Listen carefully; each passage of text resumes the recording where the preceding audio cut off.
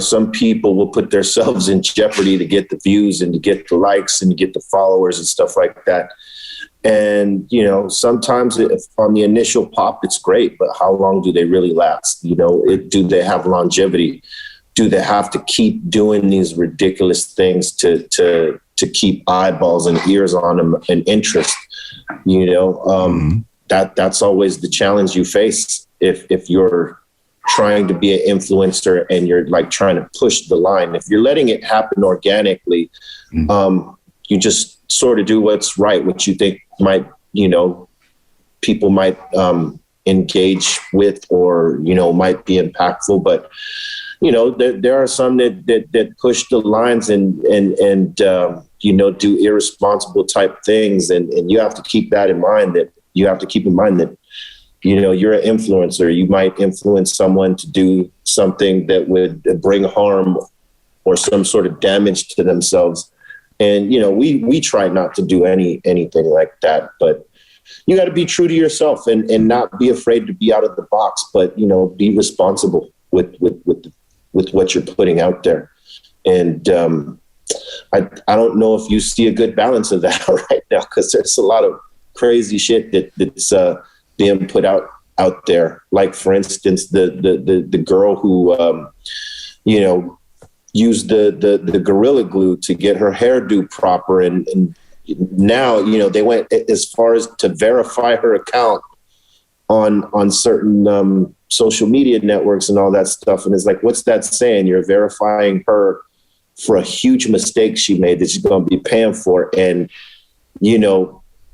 sometimes people see someone like that do something and get those likes and get those views and get verified. Oh, well, that's what I need to do too. And that's the irresponsibility I'm talking about. And right. For that type of thing to be celebrated is ridiculous, So I would say, learn from the people that are making these huge mistakes and, playing themselves for the likes and follows and the engagement, because in the end, that's what she did. She played herself, and exactly. This is a thing that influencers, if this is going to be your thing, you need to, recognize what might play you out or make you look like a fool.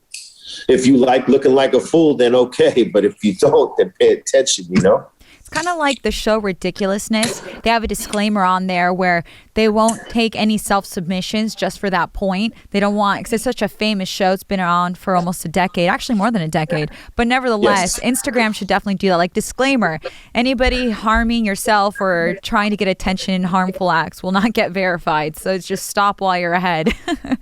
Yeah, I mean, that's what it's become. And I think MTV had a big role in that when they put out things like Jackass and all the other stuff that was like Jackass. Because then, people realized you can go viral doing the most ridiculous shit. If you could go back to the year 1988 and tell yourself something, like one piece of advice that you could give yourself to kind of change your trajectory, what would that be? Advice to give myself in 88. I think it would probably be to invest time in learning the music game more so than just the artistry of it. We learned as we went along, and it served us well. But I think if we would have known more,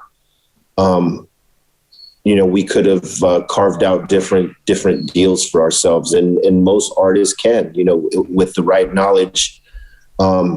You can't expect the industry to teach you.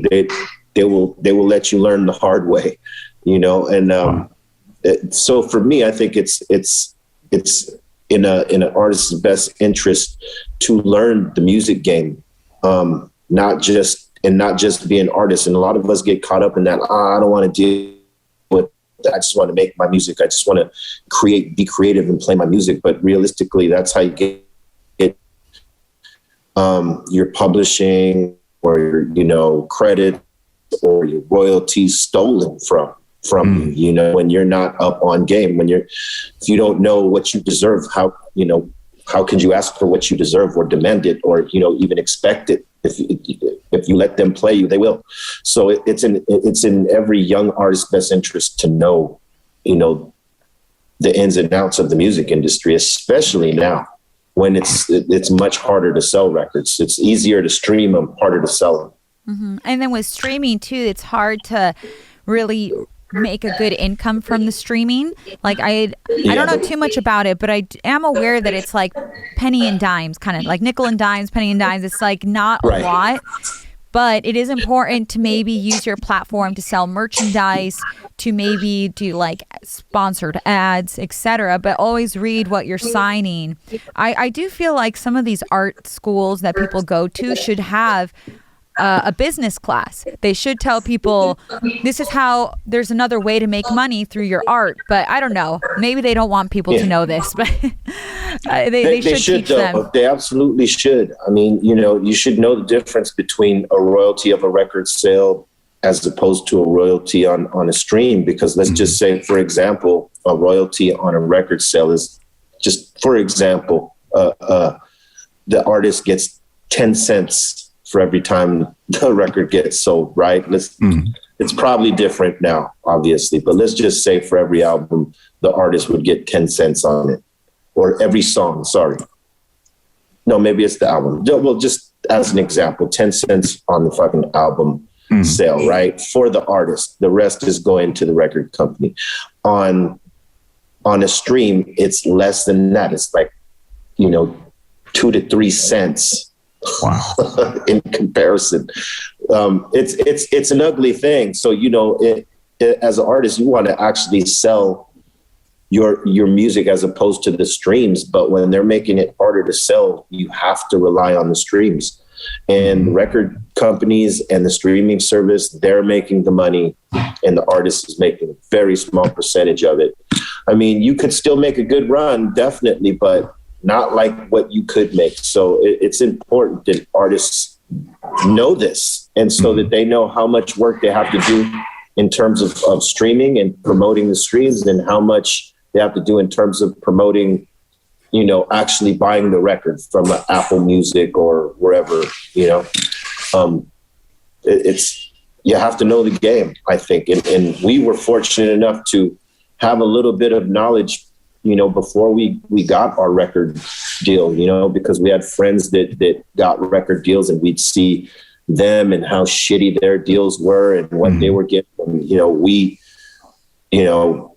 we use that knowledge in terms of going into our deal to get a better deal for us than they were getting. But even so, you know, we didn't get the best deal that we could have got. We got a fair deal, but was it the best deal? Probably not.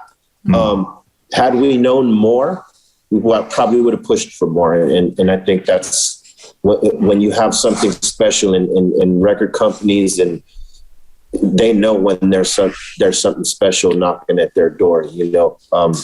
If you don't know shit, they will take advantage of you. So that's one of the things that I would probably go back. I would have probably studied the industry just a little bit more, as opposed to just the artistry of it.